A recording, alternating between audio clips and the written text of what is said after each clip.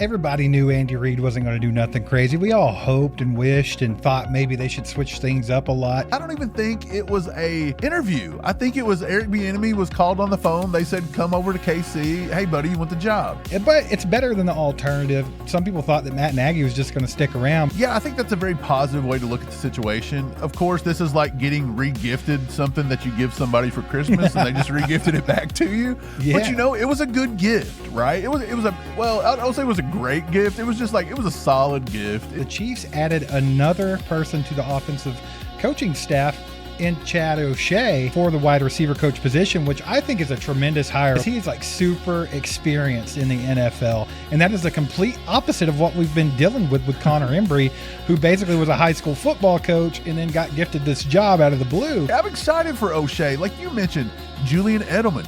We've seen Edelman go from a college quarterback into a Super Bowl MVP, and he was a 3-time 1,000-yard receiver. You've seen Wes Welker. He led the NFL in receptions twice in 2009, 2011, and set the Patriots franchise record for receiving yards under O'Shea. You've seen him go to Cleveland. Amari Cooper come over and had back-to-back 1,000-yard years. Jerry Jeudy come over and revived his career from the Broncos. You're listening to All Chiefed Up, the podcast. Chiefs Kingdom, NFL fans, welcome back to All Chiefed Up, the #1 independent Chiefs channel on YouTube. Mike, today we're going to talk about the rumors surrounding Lamar Jackson and the Las Vegas Raiders. It's reached a fever pitch here in January, and it's probably because of the perfect storm of organizational changes in Baltimore, Las Vegas, etc. But first, the Chiefs have hired a new offensive coordinator, well, old but new, and a new wide receiver coach. Yeah, the Chiefs ended up bringing in Eric Bieniemy, offensive coordinator. We heard that they were going to wait until basically the hiring day, which was the 19th. That was the first time you could bring in somebody for a in-person interview. Look, they had to go with the Rooney Rule. He fits that mold, but they're not going anywhere else. They literally brought him in, and I don't even think it was a interview. I think it was Eric Bieniemy was called on the phone. They said, come over to KC. Hey, buddy, you want the job? It just seemed like we didn't have any interest in looking anywhere else. We wasn't going outside the Andy Reid coaching tree. And we definitely seemed like we wasn't going to promote in-house once you really didn't hear about Girardi or Blameyer getting any kind of buzz. So it just felt like Bieniemy, Andy Reid, that's his guy. He's going to bring him over. It's going to be a seamless transition. He's been a mouthpiece for Andy Reid before. And I think a lot of Chiefs fans are happy. There's a lot of Chiefs fans that are a little disappointed that the Chiefs didn't go outside of the new idea thing. But at the same time, I mean, come on. I think Andy's got just 3, 4, 5 years left to coach, probably towards the 3 more than the 5. So I don't think he wants to do nothing crazy over these last 3 to 4 years. I think he just wants to bring in somebody that helps him continue to push this offensive envelope in his style, and somebody that's going to come in and seamlessly just get the job done for the next few years. He didn't want to waste a few years teaching somebody else the ropes. Everybody knew Andy Reid wasn't going to do nothing crazy. We all hoped and wished and thought maybe they should switch things up a lot because of just how stagnant we've thought the offense has been for the last couple of years. But we knew what was going to happen here. But it's better than the alternative. Some people thought that Matt Nagy was just going to stick around, but it looks like he's the finalist in a lot of head coaching positions. So I think the Chiefs went ahead and grabbed Eric Bieniemy. And I think that's the easy route to take, right? I mean, if you look back when Eric Bieniemy was the offensive coordinator, this offense was humming, baby. I know it had a prime Tyreek Hill, Travis Kelce, and Patrick Mahomes just lighting the world on fire early in his career. But I mean, what Eric Bieniemy did obviously hit home with some of these guys. And I think Patrick Mahomes might have known about this when he did his press conference the other day talking about his injury, because he was talking about the offensive coordinator position and he kept mentioning those key words, which was accountability. And that's the main one that you kept hearing. And that is synonymous with Eric Bieniemy in Chiefs Kingdom. That's what people think about when they think of accountability. We need Eric Bieniemy back. Well, I think Patrick Mahomes was hinting at that. I think that's what he wanted. I think he's happy to have him back. And I think it's going to be a good thing. And plus, also, you have to remember, Bieniemy's been around the block a little bit since his last tenure in Kansas City. Most recently coming off of, working with Ben Johnson over there in Chicago, which kind of runs a complete opposite style of offense from Andy Reid. So maybe he can bring some new tricks in himself. Yeah, I think that's a very positive way to look at the situation. Of course, this is like getting re-gifted something that you give somebody for Christmas and they just re-gifted it back to you. Yeah. But it was a good gift, right? I don't say it was a great gift. It was just it was a solid gift. I don't think that anyone's should be like super ecstatic about it, but I Right. don't think anyone should be mad about it either. I feel like you just have to kind of be okay with it. I think it's a step in the right direction. It might Yeah. not be that crazy out of the box Mike McDaniels that you wanted, but it's definitely something that's positive. Right. I think if anything, he can come in. He can. Again, it's going to be like a disciplined complexity. That's the shift back. I believe that you're going to see more discipline. That's the accountability. That's been the words bringing. But we know that Bieniemy brings fiery leadership. He brings familiarity to the system.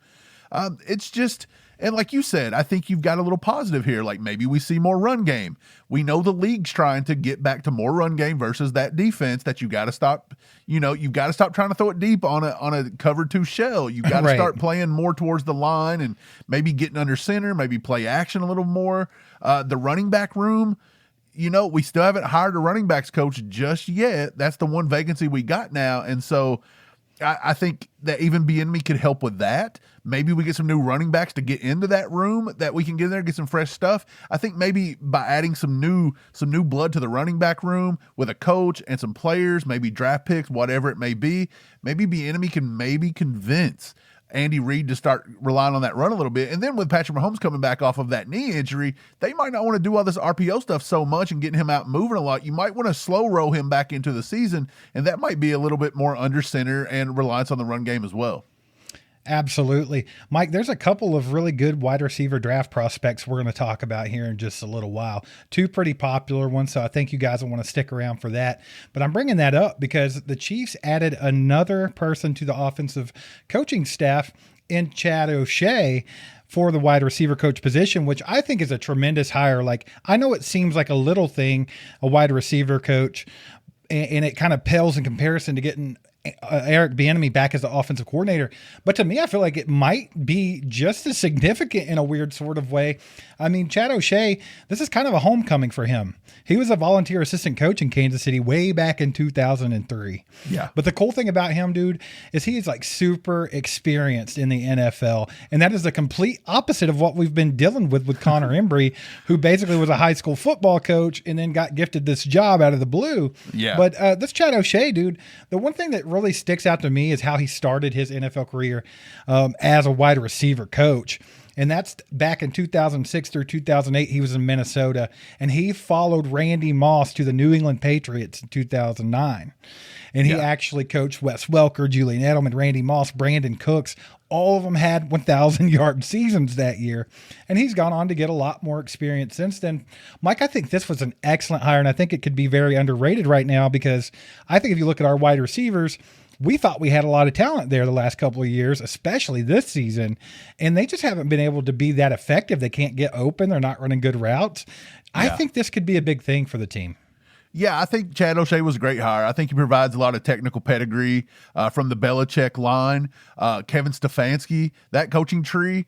He coached with the Browns recently with Stefanski. Stefanski's got a little bit of a tie to Andy Reid. So there's that little bit of familiarity, if you will. I think he's a 3-time Super Bowl champion because of the Patriots.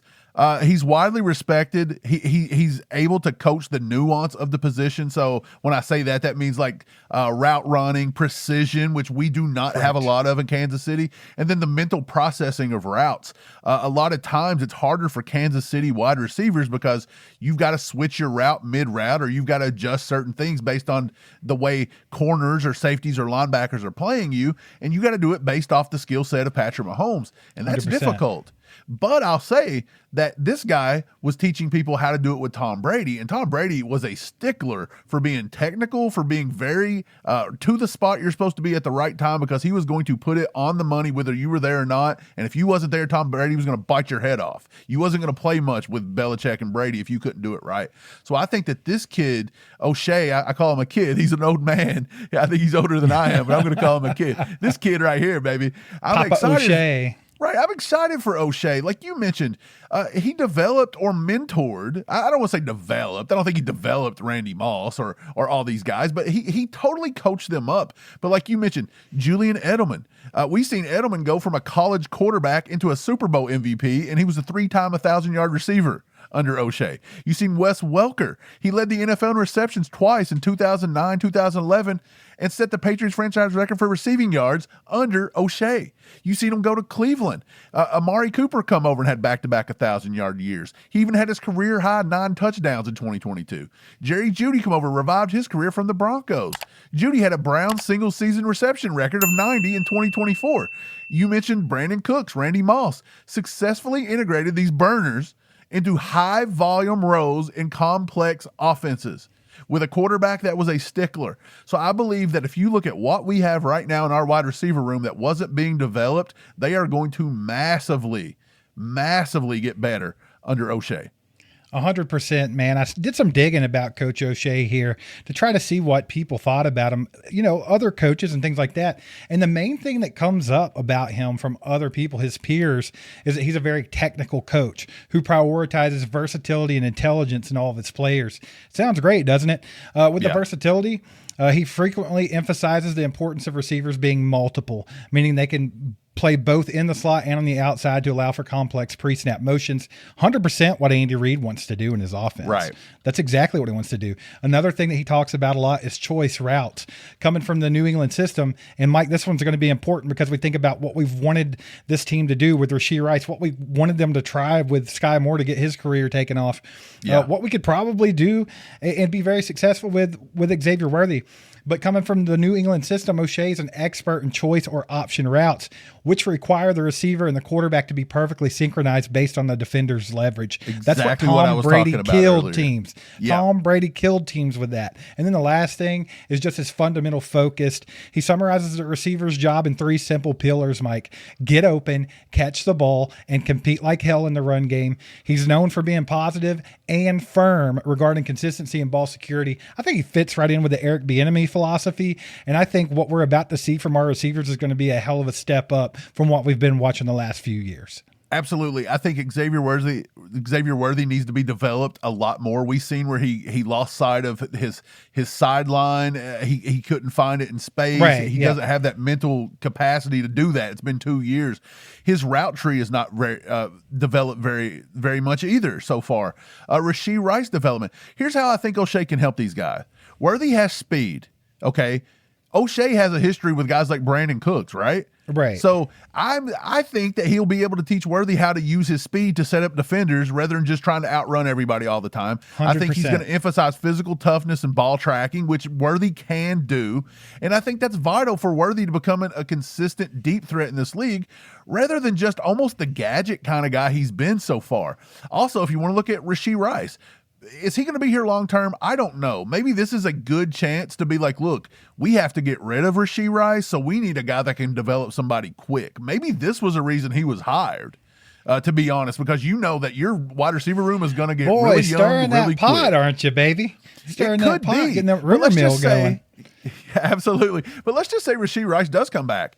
He's already a yak guy. That's what Rashee Rice is. A beast, And O'Shea had that experience with Julian Edelman. That 100%. Is a perfect blueprint. Edelman was a master of finding a blind spot in his own coverage and making the first guy miss. That's what Edelman was able to do. So I think O'Shea can refine Rice's footwork at the top of his routes, at the top of his route stems, and make him even more uncoverable on those intermediate slants and crossing routes that Rashee Rice eats all day long anyway. So whether you want to keep Rice or you don't want to keep Rice, I believe O'Shea was the perfect guy for this job.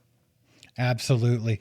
Y'all, let's talk about Lamar Jackson getting traded to the Las Vegas Raiders. Mike, this rumor is going nuts right now. And here's pretty much just the breakdown of everything currently fueling that rumor.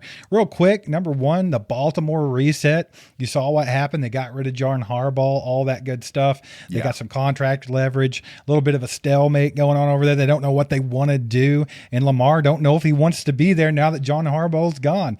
Then you're looking at the Raiders, Mike, who, minority owner Tom Brady has reportedly told everybody he's pushing for a big splash this offseason. Yeah.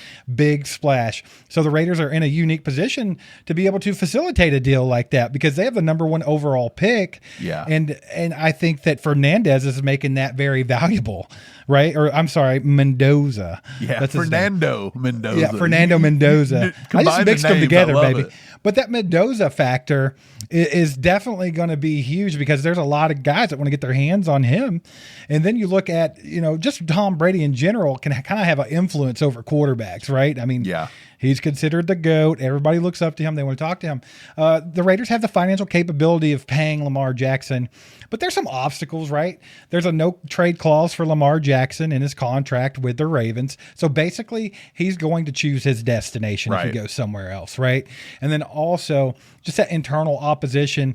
A lot of the people in the Raiders organization think that the number one pick is more valuable than Lamar Jackson because Lamar Jackson's 29 years old, and you can turn around and get Fernando Mendoza as a rookie, and you're going to have him for a lot longer and a lot cheaper. So what do you think about this entire thing, man? It would be pretty wild. And how do you think it also affects the Chiefs if Lamar Jackson were to come over to the AFC West?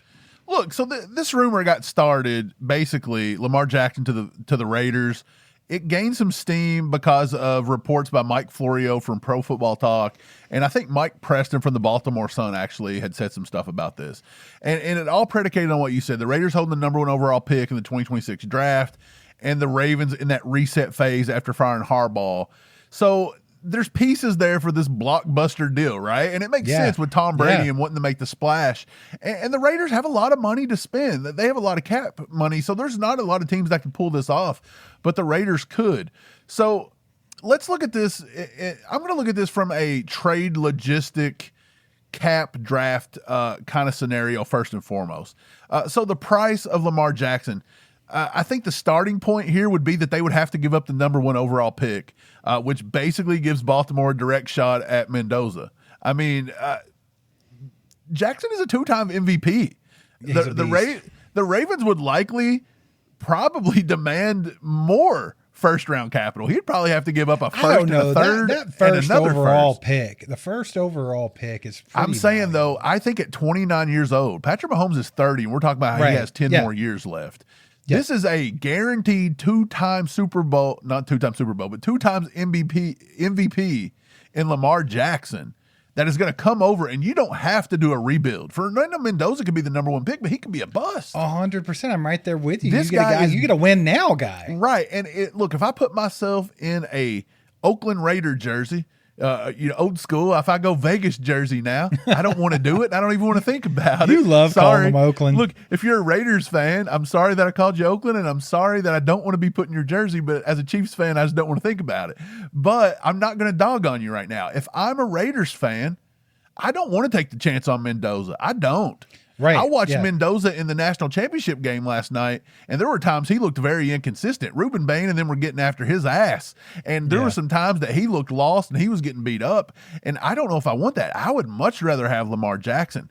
So if I look at it that way, and now I go back to, well, can the Raiders afford it? Yes. They're projected to have $116 million in cap space. That's the second most in the NFL.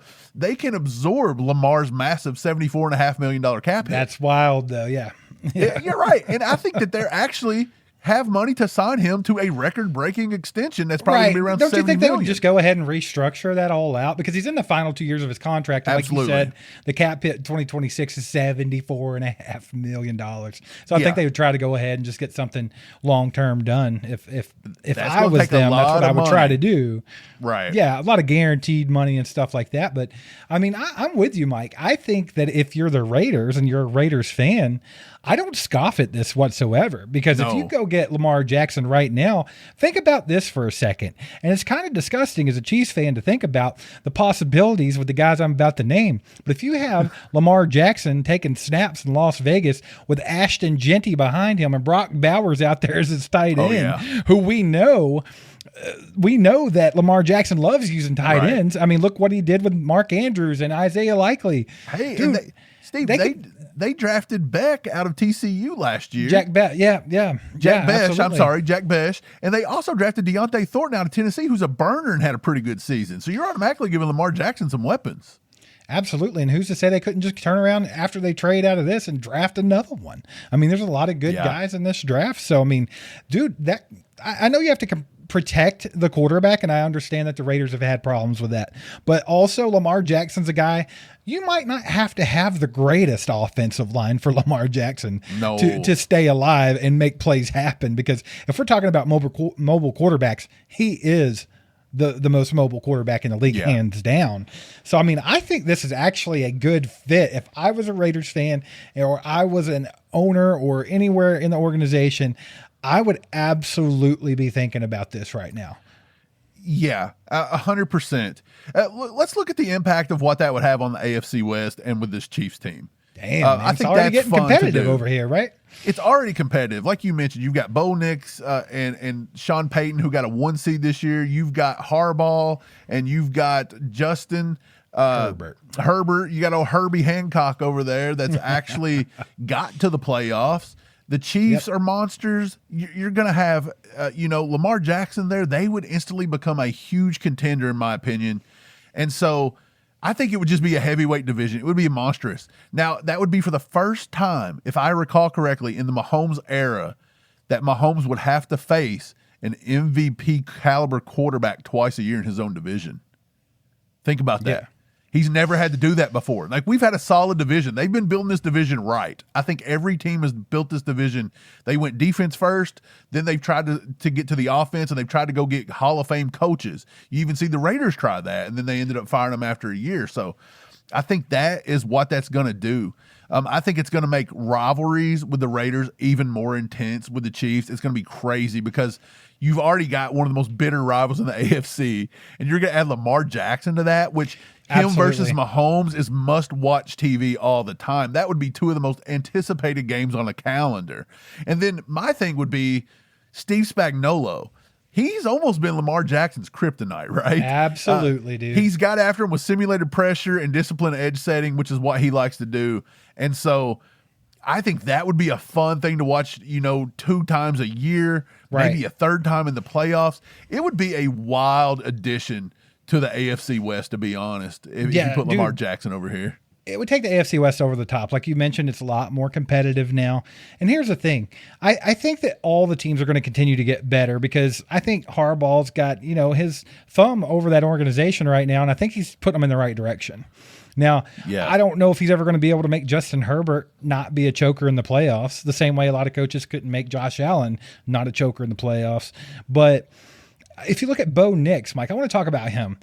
I honestly don't think Bo Nix can get much better. Now, he can get smarter, he can get more experience, but I don't think physically we don't have to worry about anything else with Bo Nix. We know what he is.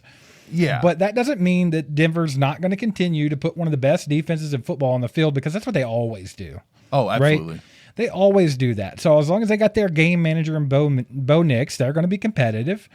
And then all of a sudden, I think the Raiders would come in and really just kind of shake things up. The Raiders have been bottom feeders for years now. No one even cares. Yeah. And then all of a sudden you're looking at them and you're like, Lamar Jackson, Ashton Gillotte, Brock Bowers. Like, what? Because you're normally worried about their defense with Max Crosby, right? Yes. That's what you think about when you think of the Raiders.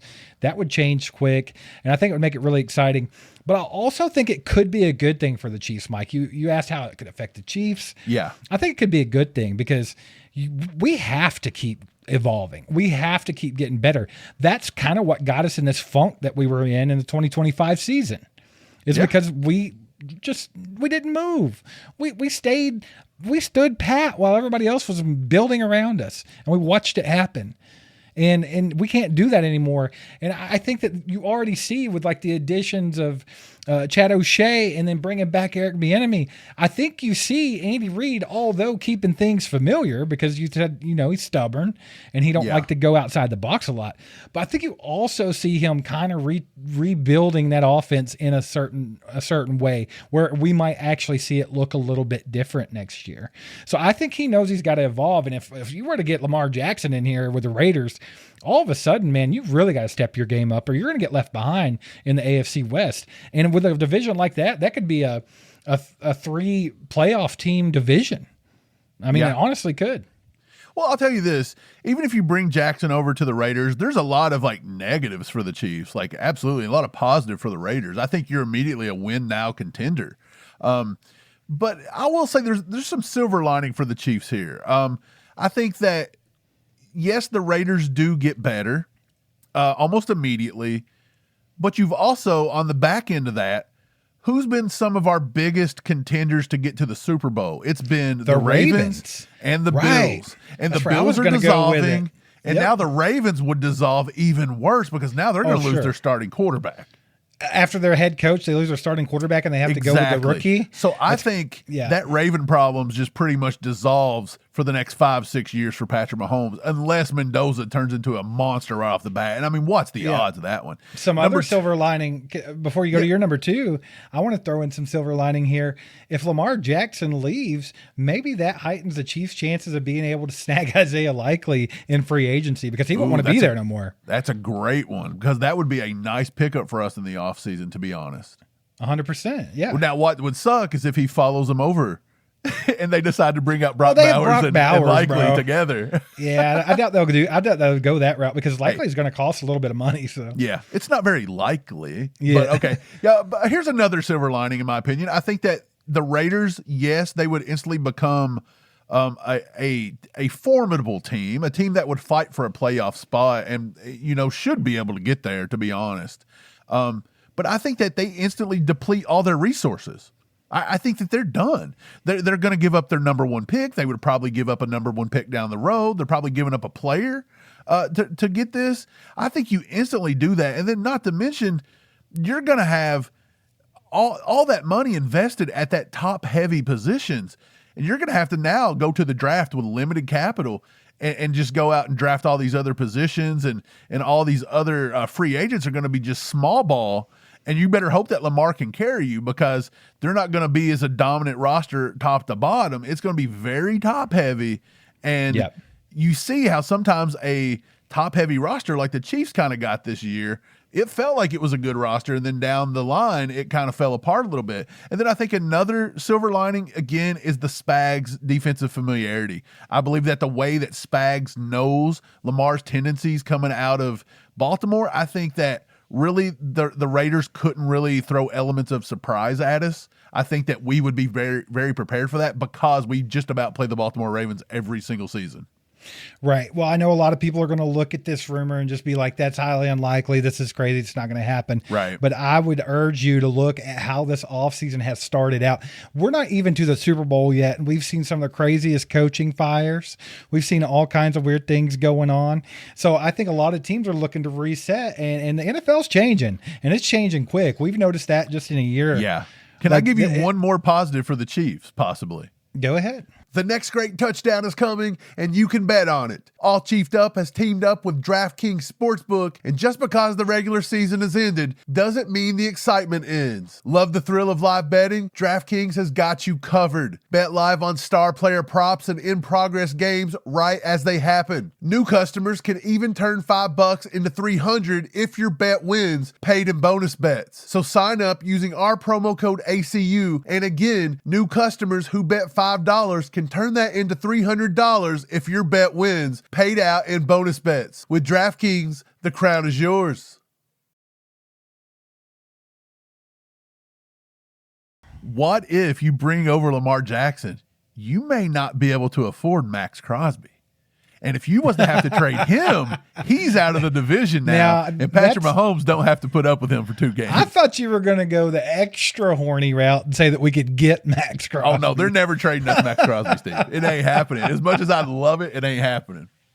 Yeah, but you guys get down in the comments. Let us know what you feel about it, Chiefs fans. How do you think that would affect the Chiefs and that division altogether? Also, if you're a Raiders fan, I want to know what you think about that. Would you rather have Lamar Jackson or would you rather have Fernando Mendoza? And then Ravens fans, hey, if you're watching, let us know what you think about that whole situation because your whole team is changing big time. So let us know what you think about all that. Mike, let's get to the draft prospects, baby. We got a couple of guys that are just badass wide receivers coming out of this draft, and we're going to talk about them today. Number 1, Mike, is Carnell Tate of Ohio State. Standing at 6'3", 195, Tate's a polished technical receiver who's flourished as a primary target for the Buckeyes. He finished 2025 with 51 receptions, 875 yards, a 17.2 yard average per catch, and 9 touchdowns. Mike, this guy's an elite route runner. We need one of those. High football IQ. He's got ball skills. He's a versatile blocker. I mean, his top end speed ain't going to just wow you. He's not an Xavier Worthy. He's more of a Rashee Rice. Probably going to hit about that 4 or 5 in the 40-yard dash, but that's okay. He's very quick. He's got a lot of strength, and he knows how to run routes, dude. And that, that route running, that nuance, that setting up those DBs and pacing yourself, that's what I think the Chiefs have been missing, dude. Oh, yeah, absolutely. I think that they have to have a guy that can successfully and very much on point stretch the field. You've seen that a little bit with Thornton. And that's what Andy Reid and them wanted to go to. But I think you got to be careful with that. We've talked about this over and over again with that cover 2 shell. It's hard. Andy's been kind of wanting to force himself. Like, if you're going to play deep, we're going over the top of you. And it's tough to do. But this is what I like about Carnell Tate, man. This kid can do it, and he's seamless. And I think having a guy like O'Shea in here that you can help this guy. He didn't develop him, but he helped Randy Moss. I'm not saying Carnell Tate's Randy Moss, don't get me wrong, but he would play that outside X kind of thing. And he could also work the intermediate of the field. He can kind of do absolutely. the Rasheed Rice thing. So I like it. Here's what I'll say about Carnell Tate. Let me give you a little fact about Carnell Tate. Did you know he celebrates every touchdown by blowing a kiss to the sky because his mother, Ashley Griggs, passed away in 2023. So he says that that's his way of it's his way of letting her know that he knows she's watching. And I think that just hearing that for me makes me think that Carnell Tate plays football maybe for something bigger than maybe the money and the lifestyle and everything that comes with it. Maybe he's got more of a purpose. And look, he never really caused a lot of trouble at Ohio State. He played in all 13 games. He played. He could play special teams. There was certain things he was able to do, and that was all the way back in 2023 when he got there. In 2024, he had 11 starts. In 2025, he started 11 times. He missed 3 games with a calf injury, so that kind of sucked. But he did end up making first team All Big Ten, and I mean, there's a lot I really like about him, man. He's just got a long frame. He can add more mass if he wants to. He's very competitive at the catch point, and he tracks the ball so well on the deep ball. That is huge. That is Tyquan Thornton-esque. Now, again, I do believe if the Chiefs want to go the Tyquan Thornton route, you may not take this guy at number 9 because he's not going to be there any later, more than likely. Right? He's not going to fall no further than maybe 15, and that's going to be pushing. It really just depends on when the receivers start coming off the board. Absolutely. I mean, you're going to have all these guys up around the front, and it's just like you're getting quarterbacks to drop out of this thing too, like flies. So you're not really getting that position to come in and kind of prolong these guys like you've been seeing. But yeah, I think he can lull defenders asleep. He's got pretty good route tempo. I think he's fluid with it. He sinks his hips so well when he makes those sharp breaks. And I mean, I think after the catch, he's pretty good too. He's got a little bit of wiggle to him. He's got a little bit of move. It's not Rasheed Rice-esque per se. He's not a running back with the ball in his hand, but he can totally get out there and do it. I think if you had any cons about Carnell Tate, I do believe that his stop-start and that direction-changing thing is a little bit, almost stuck in the mud. And his long speed is good, not great. And then other than that, maybe some people would say he needs to add some muscle or some mass to his frame because he is a little on the smaller side. But we've seen, guys like Pickens and things like that actually come on and do well in this league over the past few years. So I don't think I'm scared of that. No, and I mean, he's known as a versatile blocker who's just kind of violent and high motor in the run game and in the screen game and stuff. So, I mean, he's willing to get out there and do the dirty work, and he's pretty strong. But, of course, these guys can always get bigger and stronger, right, when they get into the league because it's a big step. But let's talk about Carnell Tate as a Chiefs fit, Mike. I think he's kind of viewed as a solution to the Chiefs' struggles against man coverage, right, because his size, he's got that, like, ball winner mentality, I suppose, or that 50-50 ball winner mentality, kind of a different dimension than the small speedsters of like Xavier Worthy that we've been so horned up about over the years in the Chiefs drafts. He's a high floor prospect. He can step in immediately and be a reliable target for Patrick Mahomes in short to intermediate windows. And like you mentioned with O'Shea coming in here and what he was able to do with guys like Edelman and Welker and Brandon Cooks and all these cats, I mean, that would be a great, because I mean, Carnell Tate's going to come in here as a rookie. He's almost just like fresh clay over here for Chad O'Shea to mold into whatever he wants him to be. And Yes. this kid's obviously an amazing athlete, a smart, high football IQ guy, and he already has a good route tree, can run smooth routes. He knows how to set up defenders. I think that would be a really good pickup for the Chiefs. It would be a little bit off that script of what they've normally been doing. But you guys get down in the chat and let us know how you feel about Carnell Tate and if you would take him at that number 9 spot if the Chiefs don't trade back. But speaking of those kind of smaller, faster Chiefs mold wide receivers, let's talk about another one. Mekhi Lemon of USC, Mike. This kid is amazing to watch on tape. I'm just going to say, very dynamic playmaker, and he plays much larger than his 5'11", 195 frame. I think he just seems so much bigger, even though he's not. But his ability, Mike, and I'll get into some stats and things like that, but the one thing that just caught my eye about Mekhi Lemon is the quickness and the speed. But boy, can he stop on a freaking dime or what? I mean, he is literally getting defenders out of their underwear out there, bro. You see jock straps flying. Like, this kid knows how to hit the brakes, and it's crazy to watch. But in 2025, Mike, 79 receptions, 1,156 yards, an average of 14.6 yards per catch, 11 touchdowns, plus 2 rushing touchdowns, because they use them in the run game. That sounds familiar, right? Andy Reid likes to do that with these receivers from time to time. Strengths to me, absolute menace when it comes to yak, baby. And we just talked about Rashee Rice being a yak guy. And then we have this kid coming here with the wide receiver coach that we're talking about coming in here. And all of a sudden it's just like, pull. Because when I watch Mekhi Lemon, Mike, I'll tell you who he reminds me of because of his shiftiness and the contact balance and just how, he reminds me of a guy that I wanted the Chiefs to draft several years ago, and it just didn't work out. Amon-Ra St. Brown. He gives me big time Amon-Ra St. Brown vibes. Just super competitive. His teammates, everybody just label him as a dog. That's what they call him, man. He's a dog. He gets out there and battles. He's reliable. He only had a 2.2% drop rate, which is the 99th percentile. So he's got the hands, baby. The only drawbacks here is just the fact that he's smaller. He's the undersized guy. Which could limit him to primarily being a slot guy in the NFL potentially. And Andy doesn't really like guys that can only play in the slot, or else you would have probably saw Sky Moore get more snaps early. Because, I mean, honestly, that's exactly what he could have done. Like Tate, I think he's quicker than he is fast, though.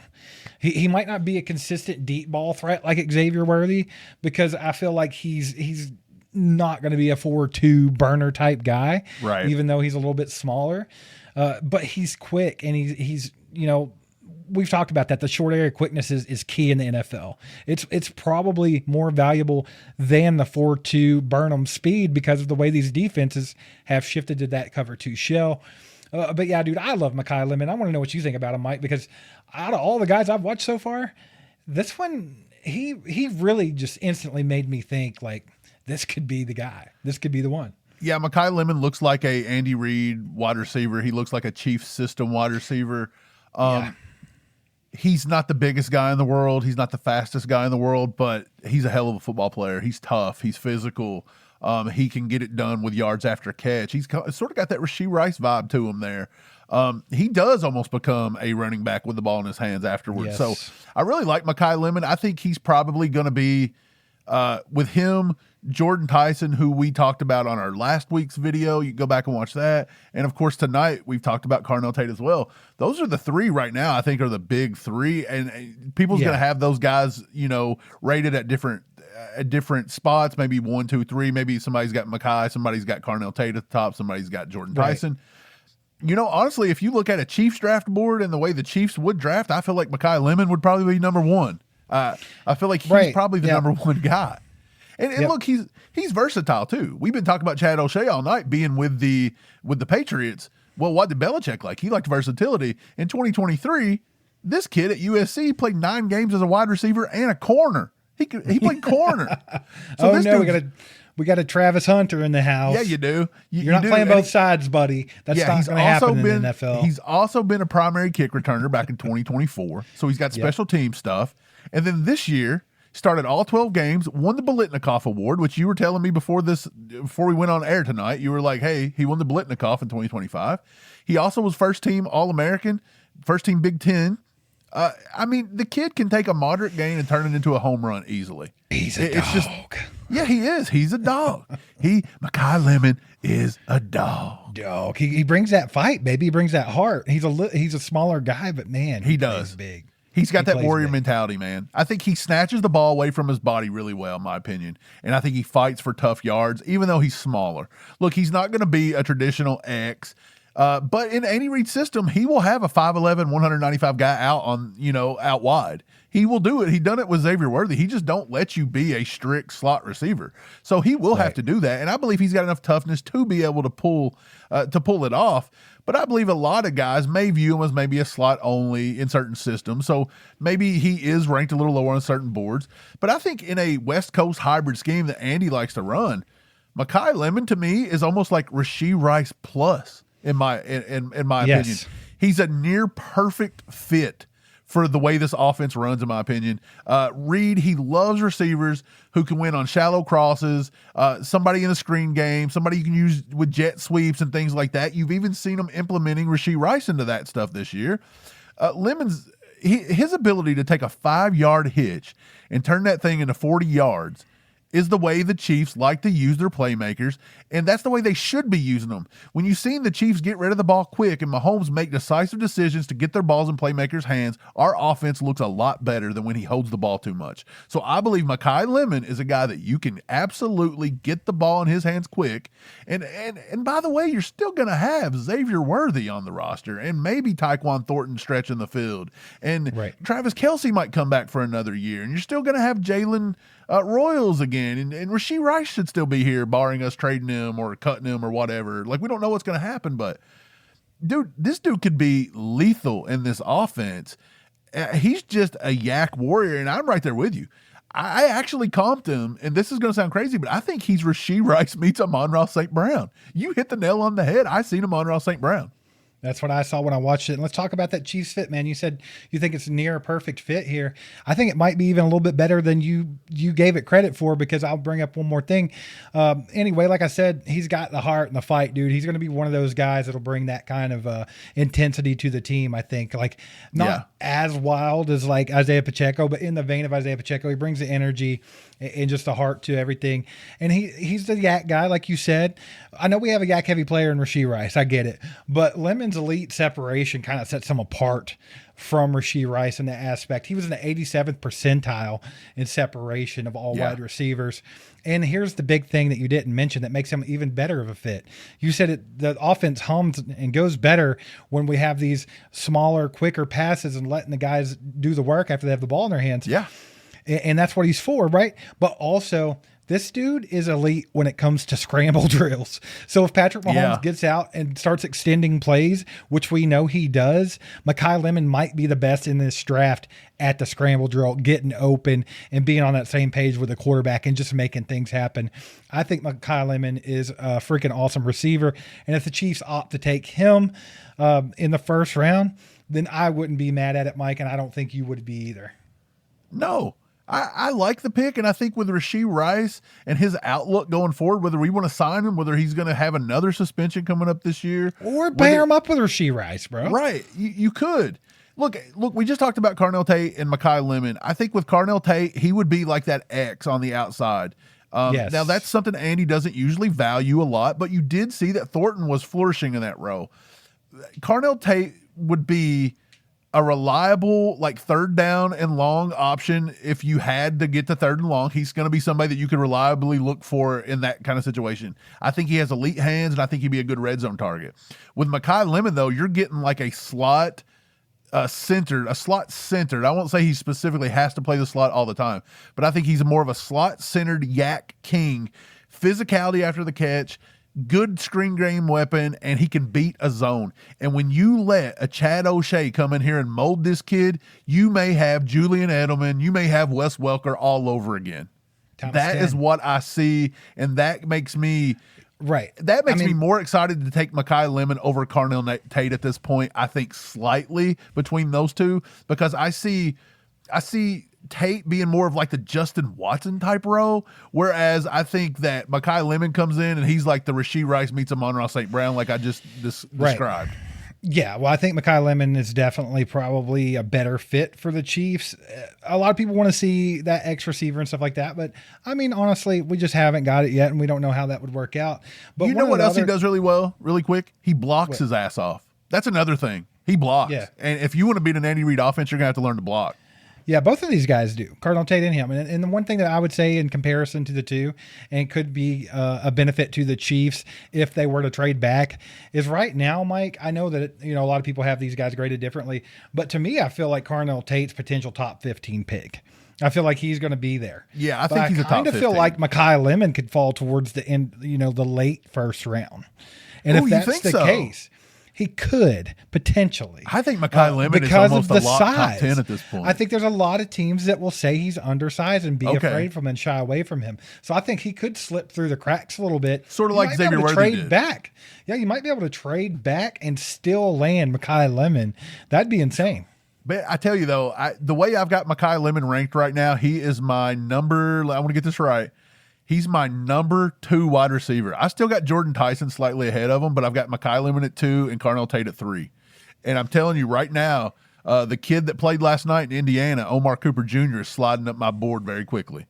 He's right now entered my top 5. I don't know if I'm going to keep him there as long as it goes, but we'll talk about him later on. But that kid right there can play too, and he's got a lot of that Rashee Rice about him. He's got that Mekhi Lemon on him too. So I really like Mekhi Lemon. I honestly think right now I have him valued as a top 10 pick. Now, like you said, people could say he's undersized or whatever, but at 5'11", 195, Jackson Smith and Jigba, that's about his size, and he's been eating up the NFL. Totally agree. He could definitely go early, but I think maybe, just maybe, in a world, we might get him to fall a little bit. Either way, you guys get down in the comments and let us know how you feel about Cardinal Tate and Mekhi Lemon. Who's your favorite of the two, and which one do you think would fit better with the Chiefs? Do it. Let us know. We'd like to talk about it with you. You guys listening on Spotify and Apple, we appreciate you. Do us a favor. Give us a 5-star review. Leave some kind words for everybody. Let them know where to find some good Chiefs content. Y'all watching here on YouTube, you guys are amazing. Do us a favor, hit that like button. Help this get out to more people. Subscribe to our channel if you haven't already. We're trying to get to 60,000 subscribers before this next season kicks off. Right now it says 80% of you guys are not subscribed. Help us out, guys. Go hit that subscribe button. Change it. Share this with a friend too. Share this with friends and let them know where to find some good Chiefs content. You guys are amazing. Thank you so much. We'll catch you next time. Go Chiefs.